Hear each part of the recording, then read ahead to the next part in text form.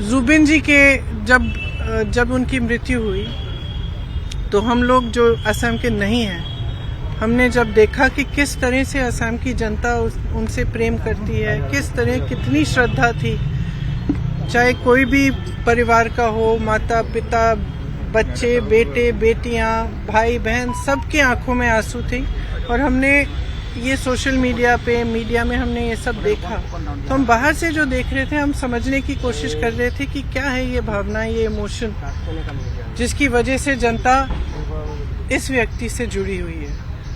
तो मैं कल भी कह रही थी अपने कार्यकर्ताओं से कि जुबिन जी एक तरह से असम की आत्मा की आवाज़ थी, असम की अभिव्यक्ति थी, जो आस्ते आस्ते मेरे ख्याल से बहुत लोगों को ऐसा लग रहा है, जितने लोगों से मैं बात कर रही हूँ और मैं मिल रही हूँ, उनको ऐसा लग रहा है कि एक हमारा जो असम है, जिसके लिए मतलब जो एक एकता का असम था, एक सभ्य असम था, आज कल रोज हिंसक बातें हैं, आक्रामक बातें हैं, ये हमारी सभ्यता नहीं है। असम की जो सभ्यता है उसके बारे में गाया जुबिन जी ने।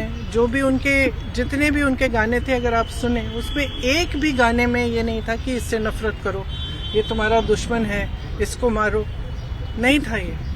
हर गाने में, हर उनके जो वक्तव्य में यही बात थी कि प्रेम, एकता, असम की अस्मिता, असम की संस्कृति, असम की सभ्यता, असम क्या है। और मैं कल अपने कार्यकर्ताओं को कह रही थी कि देखो, हम भी उसी चीज के लिए लड़ रहे हैं। एक तरह से हमारी लड़ाई जो है असम की संस्कृति, असम की सभ्यता को बचाने की लड़ाई है, और हमें ये बात समझनी है। बस इसका हम जुबिन जी का इस्तेमाल, राजनीतिक इस्तेमाल नहीं करना चाहते और ना किसी को करना चाहिए। वो एक राजनीति से ऊपर थे, उनका जुड़ाव जनता के साथ एक भावनात्मक जुड़ाव था, एक जज्बाती जुड़ाव था। वो पॉलिटिक्स में नहीं थे, ये नहीं थे कि सीएम बनने जा रहे हैं कि जनता उनसे किसी वजह से, पॉलिटिकल वजह से जुड़े। जनता इसलिए जुड़ी क्योंकि जनता के दिल में वही भावना थी जिसके बारे में जुबिन जी बात करते थे।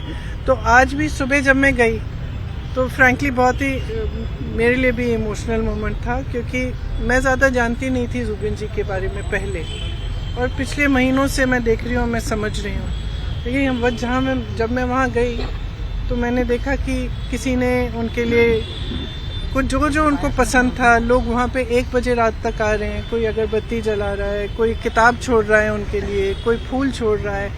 तो उसमें ये मतलब इस तरह के व्यक्ति जिनके साथ लोग इस अपनी भावना से, अपने दिल से जुड़ते हैं ना, बहुत कम होते हैं और बहुत ही ज़्यादा स्पेशल होते हैं। और ये हमेशा सबके दिलों में, अब हम सब जानते हैं उनके बारे में, देश भर जानता है, तो सबके दिलों में ये एक पवित्र जगह होनी चाहिए।